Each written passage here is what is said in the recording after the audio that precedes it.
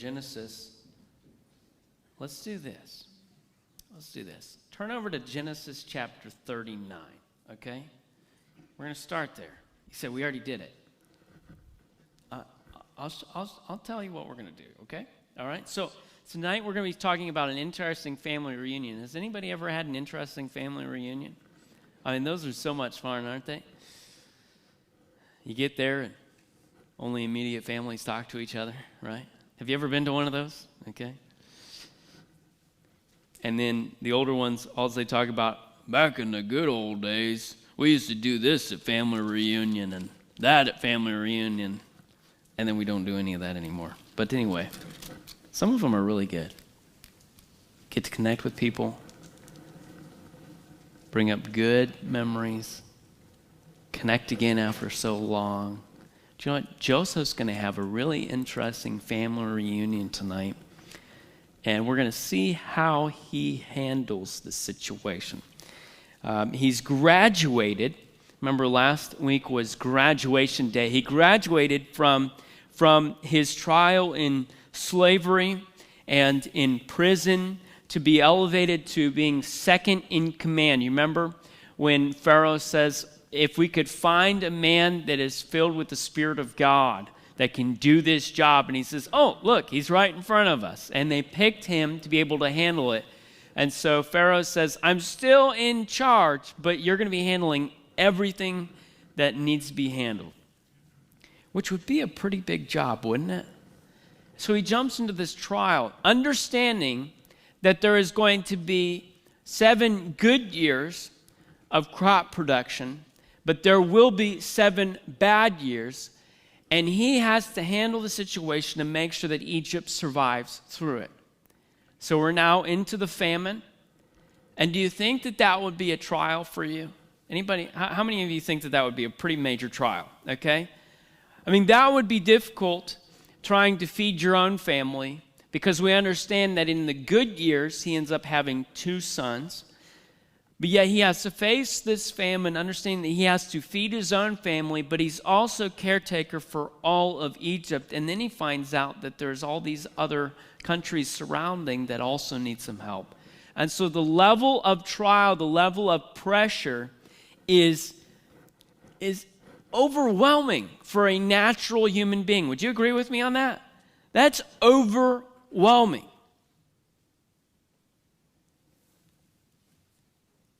And then his brothers show up. Now, if you like your brother, that's cool.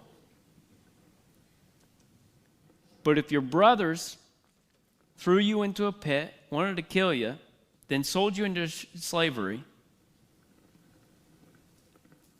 and then lied to your dad about you, how would you like that reunion? Anybody ready for that kind of a reunion? In fact, I'm not sure if any of us had to face that kind of a reunion. But think of it like this, okay? So he's already in a trial. And then he's faced with another one.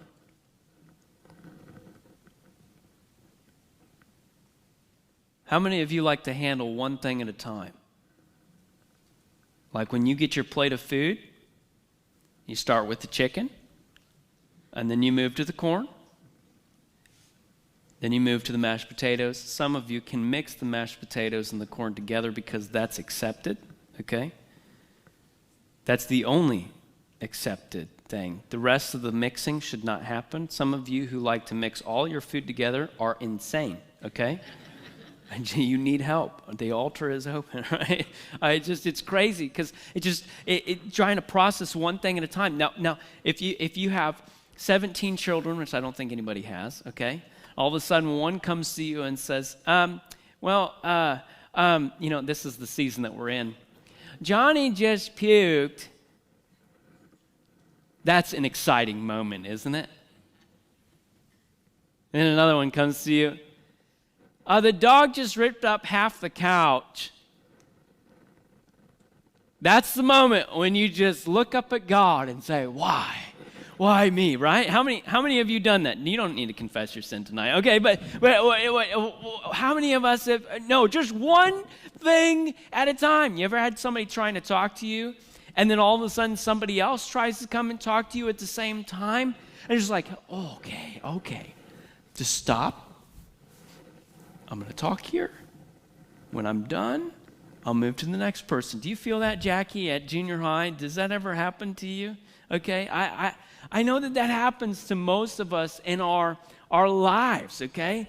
And we're just saying one at a time. What about trials? How do you fare when you're facing one trial and you say, okay, God, I know you're good in this trial. And I know that you're sovereign in this trial. And then another one happens while you're still dealing with the first one. How do you respond?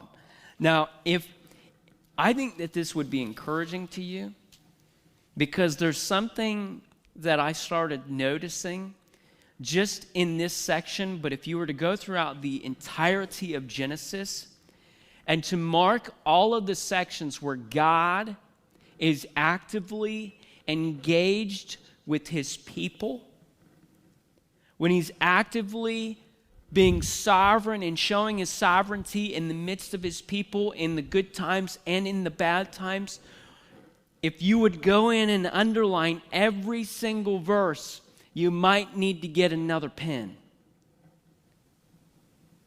Because that's how invested our God is.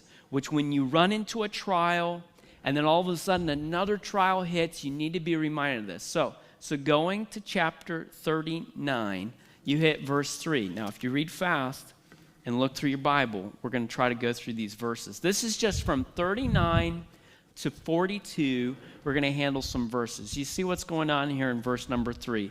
And it says, and his master saw that the Lord was with him, and that the Lord made all that he did to prosper in his hand. What was happening? God moving through Joseph to make everything prosper in his hand. You move to verse number 5. Okay? See what happens here. And it came to pass from the time that he had made him overseer in his house and over all that he had, that the Lord blessed the Egyptian's house for Joseph's sake. Who was actively engaged? God was actively engaged. And the blessing of the Lord was upon all that he had in the house and in the field. Go to verse 21. But the Lord was with Joseph. Who's engaged here? God is. God is engaged with Joseph and showed him mercy and gave him favor in the sight of the keeper of the prison. So who was with Joseph when he was sold into slavery? God was. And God was the one that made him prosper. And who was with him when he was in the prison? God was. God was the one that made him prosper. Verse 23, the keeper of the prison looked not to anything that was under his hand, because the Lord was with him. And that which he did, the Lord made it to prosper. Are you seeing the theme that's being placed throughout Genesis? Because we're going to go forward. We're going to go forward into another one, all right? You go into chapter 40, and in verse 8, what does it say? And it says, and they said unto him, we have dreamed a dream, and there is no interpreter of it. Helpless guys. They're moved with emotion, and yet it says, and Joseph said unto them, do not interpretations belong to God? Tell me them, and I pray you. Man, he's ready to go. Who's going to be actively engaged in interpreting these dreams? God is. And that's exactly who Joseph goes to. Chapter 41 and verse 16. And Joseph answered Pharaoh. This is how he answered him. We're messing with some dreams again. Joseph answered Pharaoh, saying, it is not in me. God shall give Pharaoh an answer of peace. God. He's going to give him the answer. He's the one actively engaged. You move into verse number 25. And Joseph said unto Pharaoh, the dream of Pharaoh is one. God hath showed Pharaoh what he is about to do, being actively engaged, and he prepares this country for it. Verse 28, this is a thing which I have spoken unto Pharaoh. What God is about to do, he showeth unto Pharaoh. We see it again. And then in 41:32, it says, and for that the dream was doubled unto Pharaoh twice. It is because the thing is established by God. and God will shortly bring it to pass. You go to verse 38, and Pharaoh said unto his servants, can we find such a one as this, a man in whom the Spirit of God is? The Spirit of God within a man. God actively engaged. Verse 51 says, and Joseph called the name of the firstborn Manasseh. Why? For God, said he, hath made me forget all my toil and all my father's house.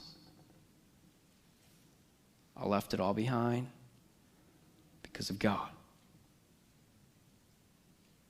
He helped me overcome that. If you're here and you think that the toil, that the trial is too big and you could never let it go, guess what?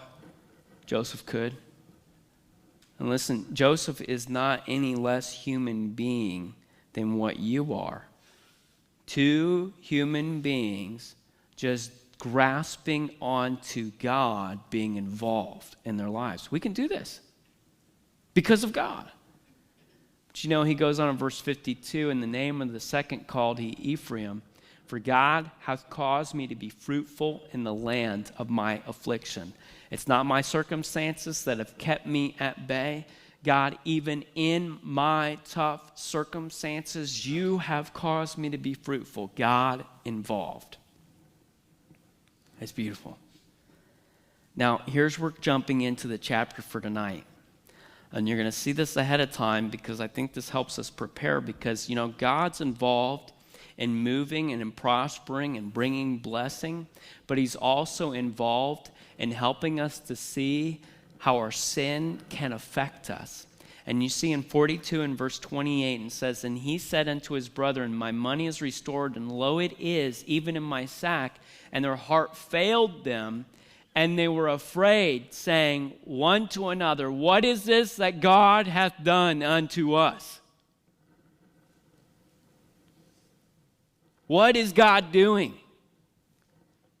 And listen, this is one of the things that is going to be the best thing for these men to understand is God at work even in correcting where we have gone wrong. And we're going to see that tonight. So let's jump into the beginning of chapter 42. Let's jump into the beginning of chapter 42, and I think that these first few verses are just rather funny to me. I think that they're funny, and you'll get why, because I entitled the first point, what are you looking at? Okay, what are you looking at?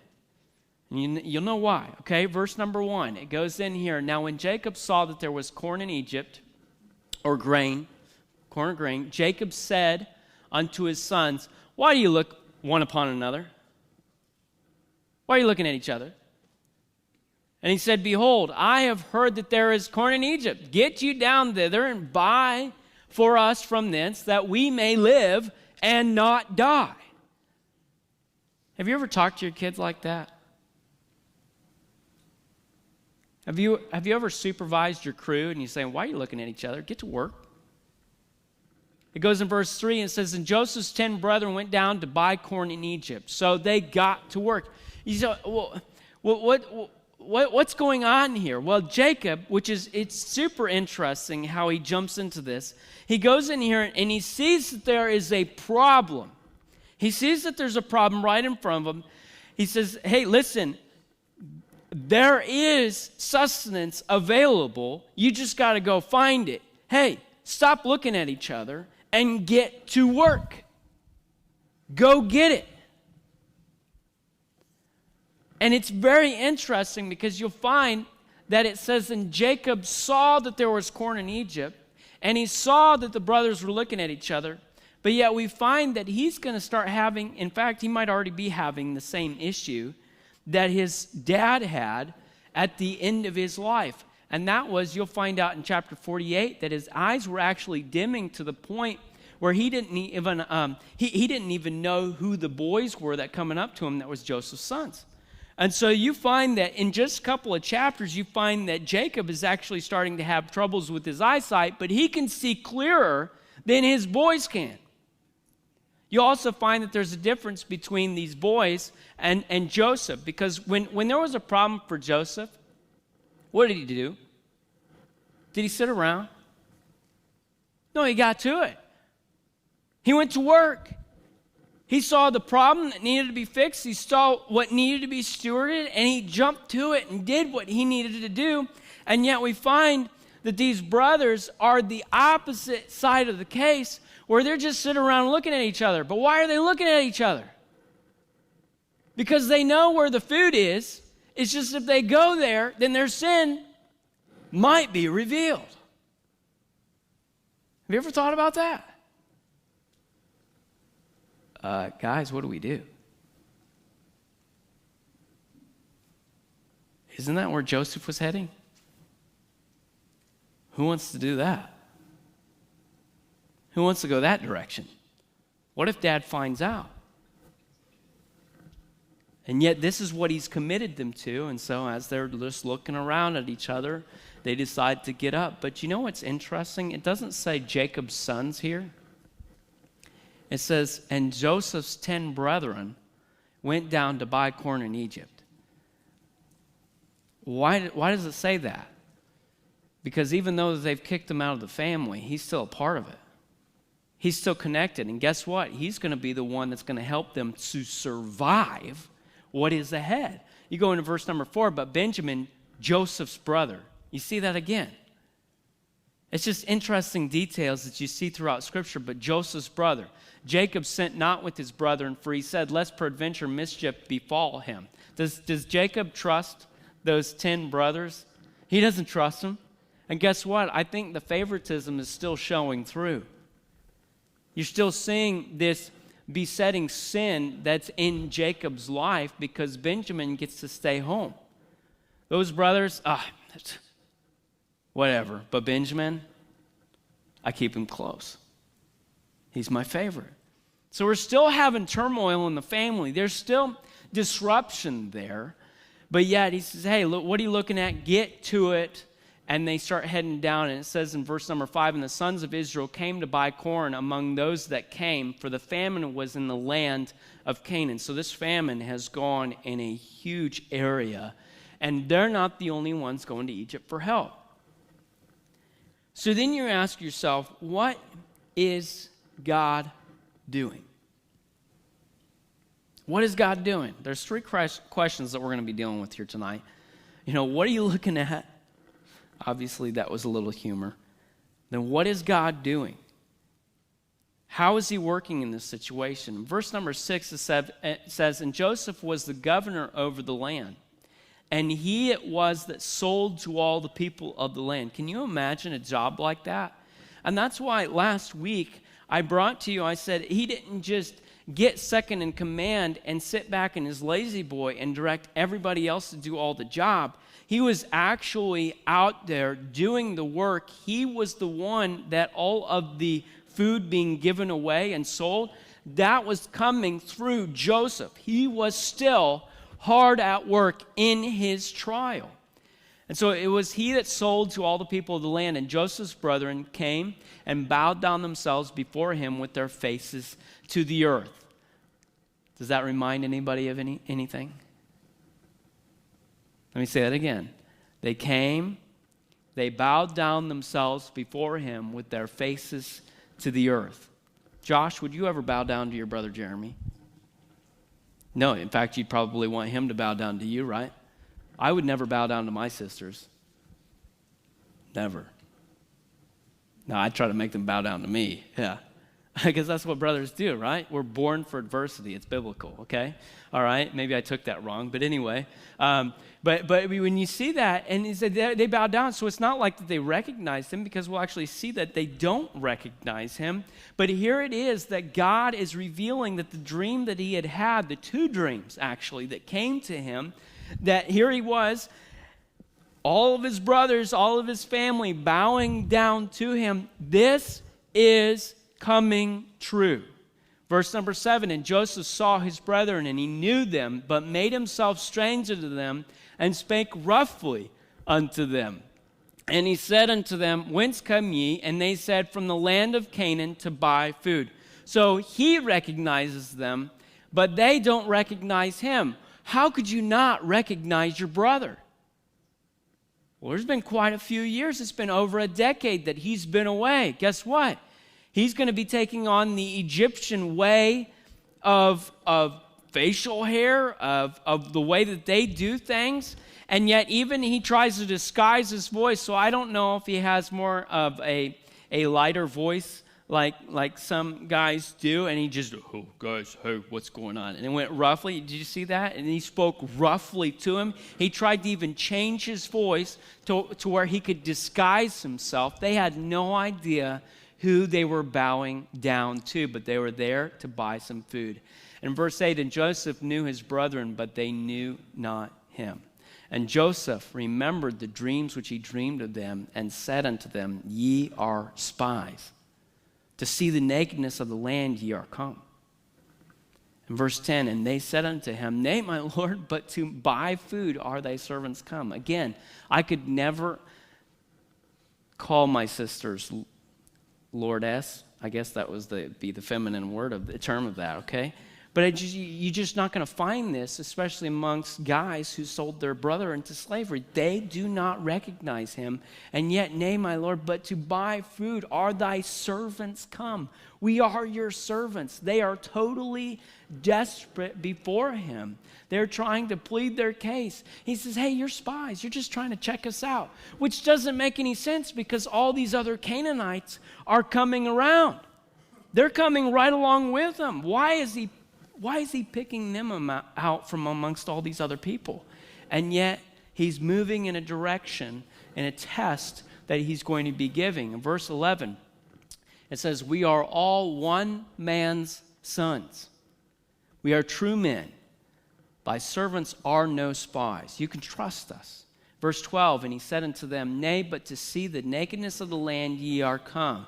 And verse 13, and they said, Thy servants are 12 brethren. Wait, there's 10 here. What happens? The sons of one man in the land of Canaan, and behold, the youngest is this day with our father, and one is not.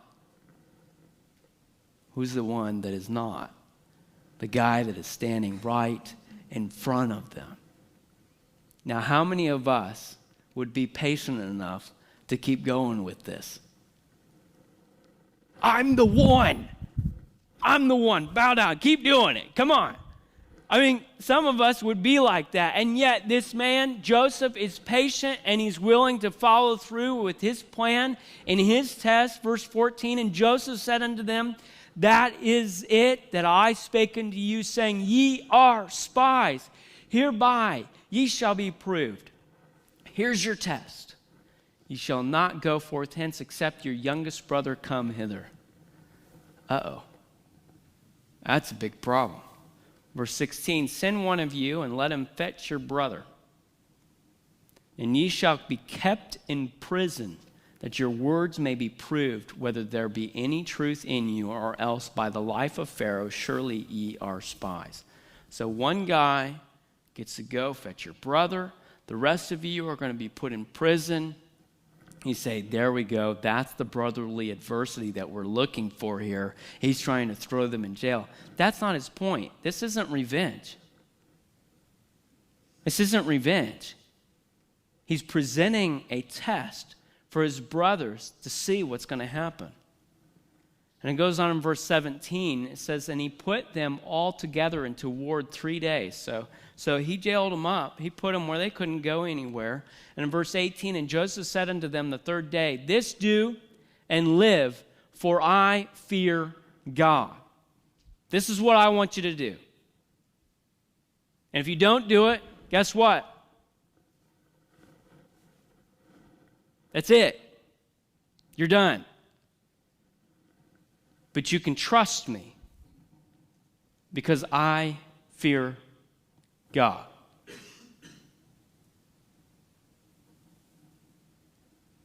Can we just take a break right there for a moment? What if all Christians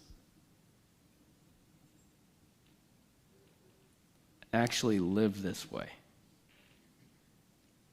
You can see my integrity.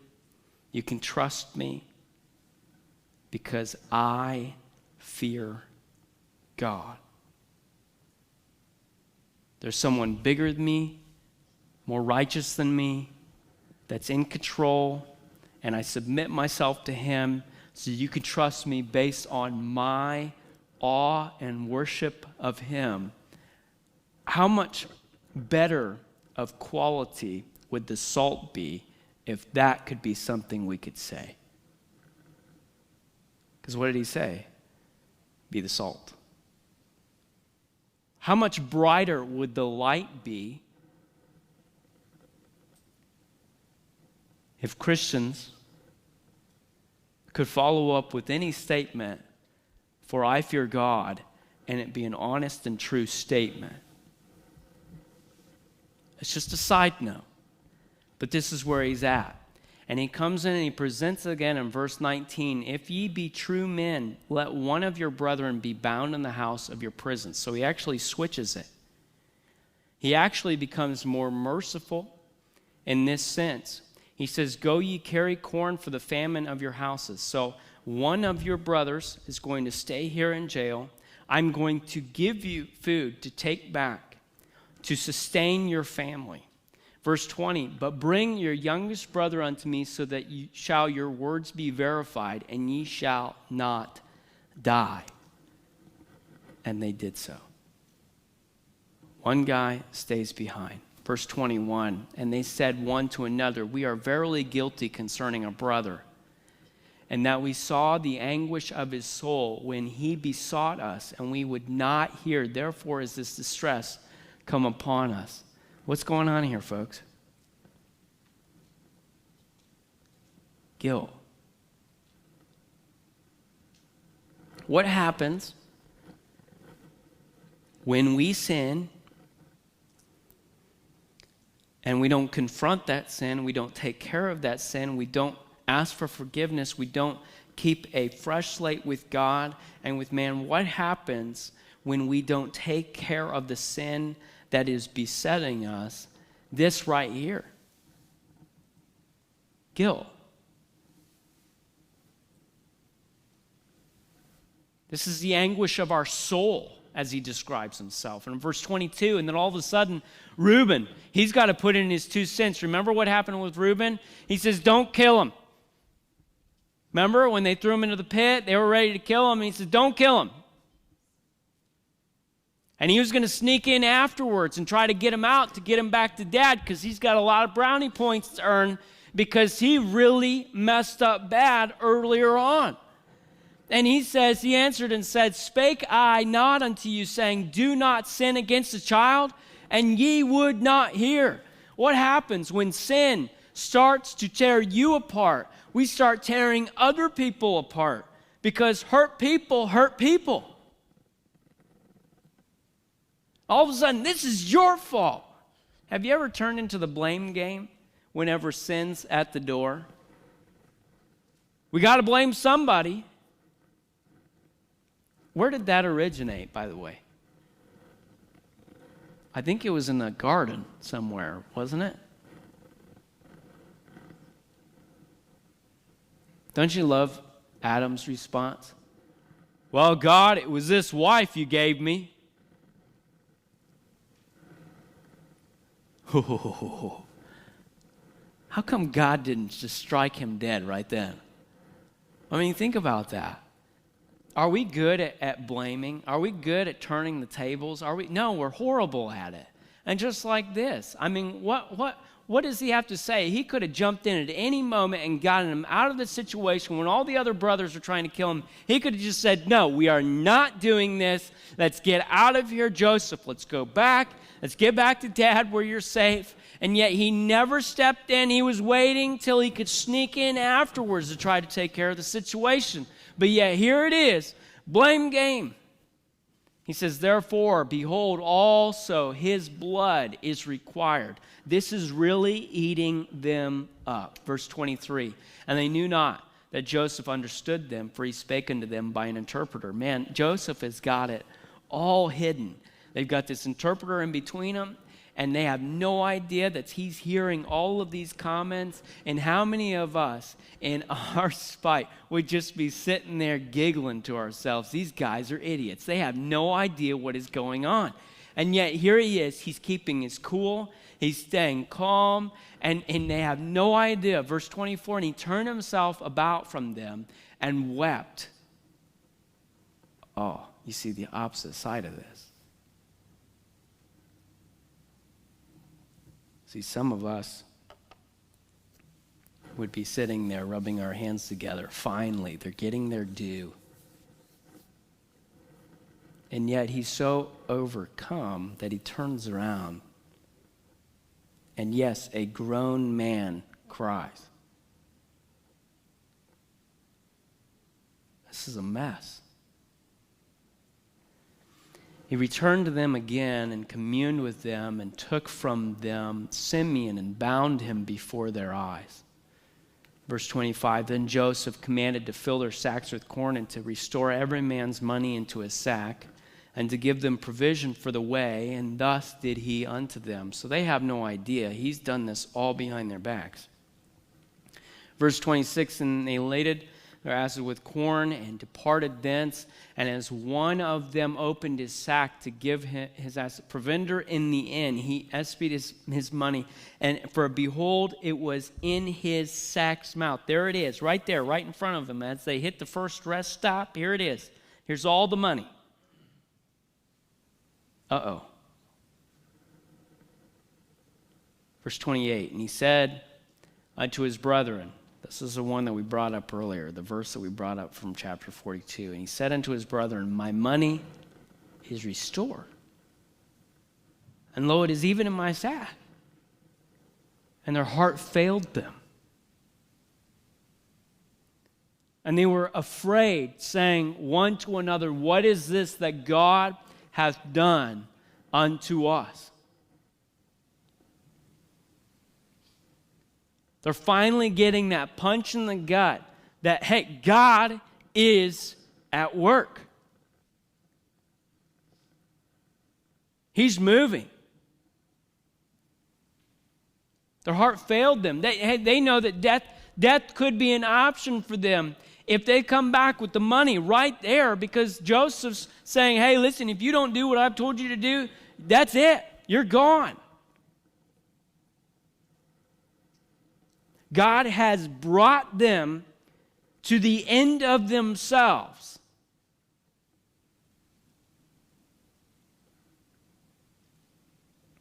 To be desperate, helpless, hopeless people. But as we know from this morning's sermon, we know that God's got an answer for that.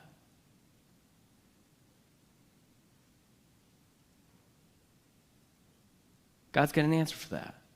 Turning hopeless people into ones that get to reap of God's blessing as they put their faith in Jesus Christ.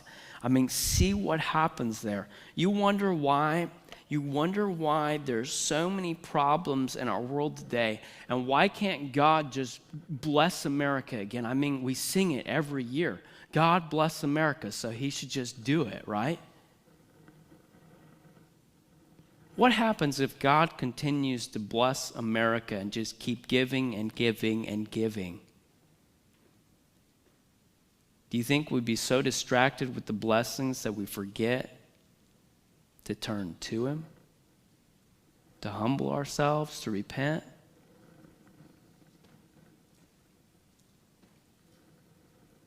Have we been so distracted with the stuff that's in front of us that we forget the God who is actively engaged in our lives and has provided salvation for us and a life worth living? To live for him, to prepare for eternity. I mean, this is where he's brought them. So what is God doing? He's bringing people to the end of themselves. And so many times, God, what are you doing in my life? Don't you know what's going on here? Don't you see what is right in front of your face? I mean, you're supposed to be all-knowing. You're supposed to be all-powerful. Why haven't you fixed this yet? Don't we get caught up in ourselves and our own questions? God, why? And yet, he's bringing us to the end of ourselves to turn to him so that all glory can be given to him. That's the beauty of it all. Instead of turning in bitterness from him, we should be turning to him in humility. But we come to the last part of this chapter, and you're not going to get the finalization of this. You're going to have to come back, because it's going to keep on going. And I didn't figure we could deal with 8 more chapters tonight, okay? You know how long it takes me to get through one. But we get to this last point. What did you expect? You go into verse number 29, and it says, "And they came unto Jacob their father unto the land of Canaan, and told him all that befell unto them, saying, The man who is the Lord of the land spake roughly to us, and took us for spies of the country. And we said unto him, We are true men, we are no spies. We be 12 brethren, sons of our father. One is not, and the youngest is this day with our father in the land of Canaan. And the man, the Lord of the country, said unto us, Hereby shall I know that ye are true men. Leave one of your brethren here with me, and take food for the famine of your households, and be gone. Verse 34, And bring your youngest brother unto me. Then shall I know that ye are no spies, but that ye are true men. So will I deliver you your brother, and ye shall traffic in the land. And verse 35, And it came to pass as they emptied their sacks, that behold, every man's bundle of money was in his sack. And when both they and their father saw the bundles of money, they were afraid. They were afraid.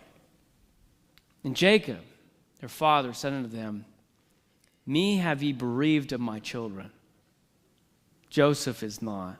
There it is. There we put the name in there. They just kept saying, one is not. And he comes back, Joseph is not.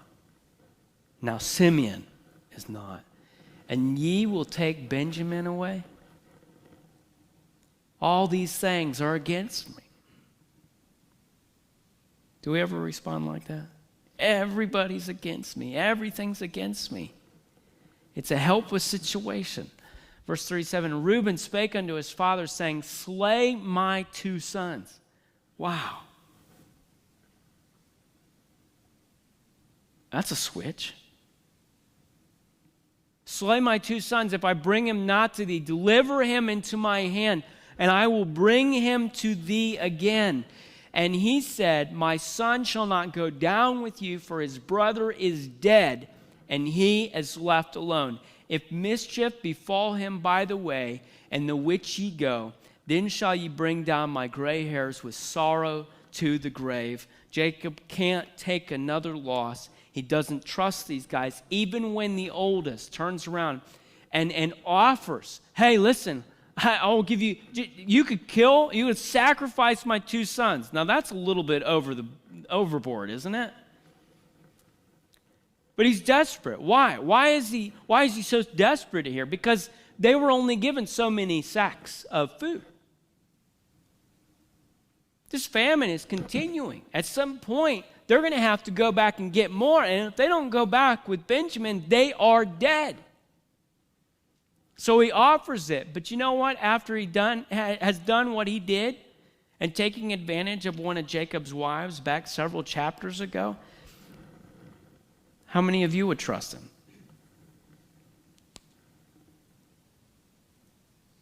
A family unit that has been brought to the end of themselves. They're desperate. But God is working.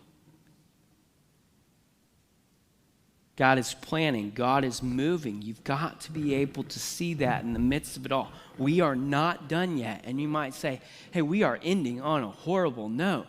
No. You got to see what God is doing. God is opening up their eyes.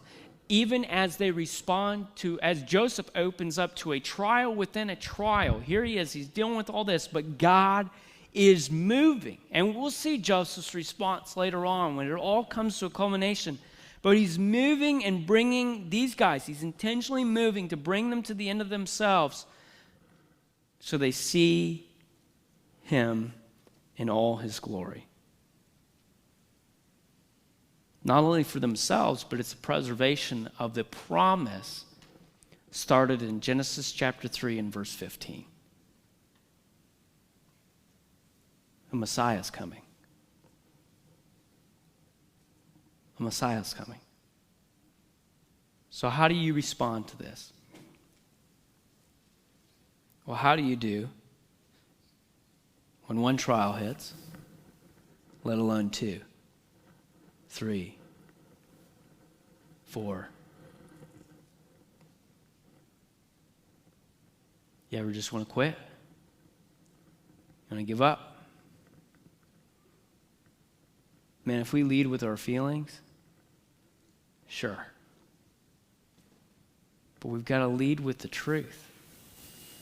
God is still at work. And sometimes in our tough moments in our lives, it's not just us that he's working through, it's others that are around to finally come and to see the light. Because guess what? When it gets darker around us and we're supposed to be the light that shines, guess what? Our light just keeps getting brighter and brighter.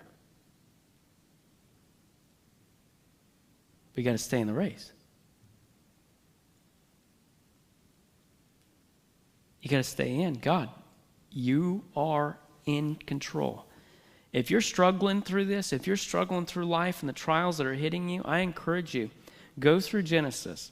And listen, if you're desperate enough, you're going to do this tonight. You're going to go home and you're going to start working through Genesis, and you're going to pick out every single verse that God is involved with his creation.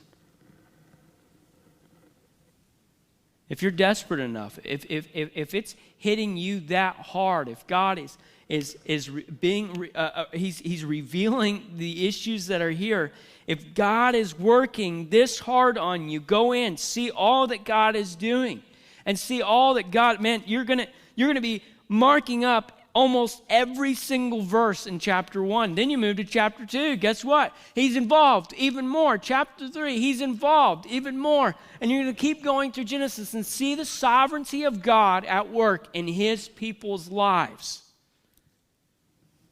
To what? Bring people to himself.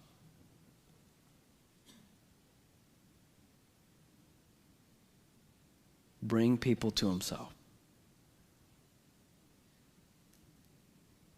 He's a good God.